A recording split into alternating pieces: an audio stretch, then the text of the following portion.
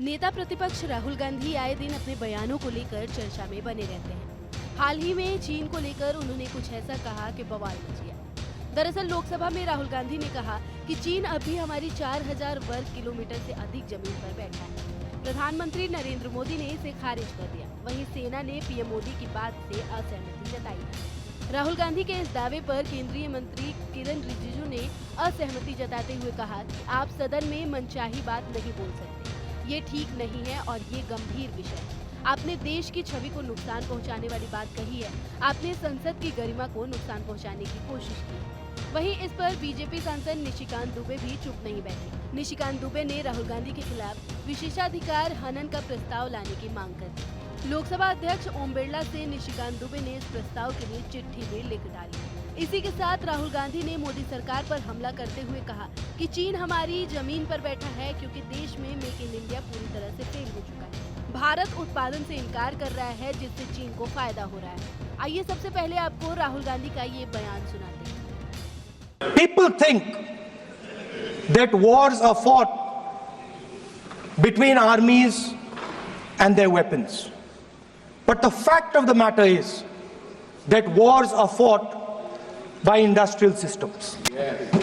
The fact of the matter is that China has an industrial system that is far stronger, far bigger than our industrial system. And that is why they have the guts to come inside this country.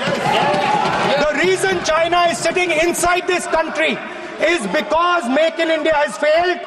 The reason China is sitting inside this country is because India is refusing to produce. And I am worried that India is going to give up this revolution to the Chinese once again. Rahul Gandhi के इस बयान पर विवाद गहराता जा रहा है। कहा जा रहा है कि राहुल गांधी की सांसदी भी जा सकती है। आइए जानते हैं क्या है विशेषाधिकार हनन प्रस्ताव जो बढ़ा सकती है राहुल गांधी की परेशानी। कॉन्स्टिट्यूशन का आर्टिकल 105 भारतीय संसद के किसी भी सदन, उसके सदस्यों और समितियों की शक्तियों, विशेषाधिकारों और उन्मुक्त से संबंधित है। लोकसभा के लिए अध्याय 20 के नियम 22 और राज्यसभा के लिए अध्याय 16 के नियम 187 में विशेषाधिकार प्रस्ताव का जिक्र किया गया है। यदि किसी संसद सदस्यता को लगता है कि किसी और सदस्य की ओर से संसदीय विशेषाधिकार का उल्लंघन या दुरुपयोग किया गया है तो राज्यसभा के सभापति और लोकसभा स्पीकर के समक्ष विशेषाधिकार प्रस्ताव के जरिए शिकायत की जा सकती है। दरअसल विशेषाधिकार प्रस्ताव किसी सदन की ओर से तब पेश किया जाता है जब उसे लगता है कि किसी मंत्री या किसी सदस्य ने किसी मामले के तथ्यों को छिपाकर या गलत तथ्य देकर सदन या उसके एक या अधिक सदस्यों के विशेषाधिकार का उल्लंघन किया है। अब आपको बताते हैं कि कैसे होती है विशेषाधिकार हनन की जांच के प्रोसेस। सबसे पहले प्रथम दृष्टया प्राथमिक जांच होती है। इसके बाद अध्यक्ष या सभापति ऐसे प्रस्ताव को स्वीकार या अस्वीकार करते हैं।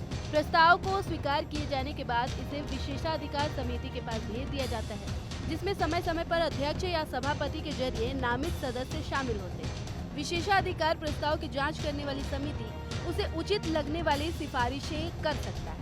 इस समिति को संबंधित व्यक्तियों को बुलाने और यदि कोई संबंधित दस्तावेज हो तो उसे दिखाने का भी अधिकार होता है। अब देखना ये होगा कि निशिकांत दुबे के जरिए लोकसभा अध्यक्ष ओम बिरला को लिखी चिट्ठी का क्या असर होता है।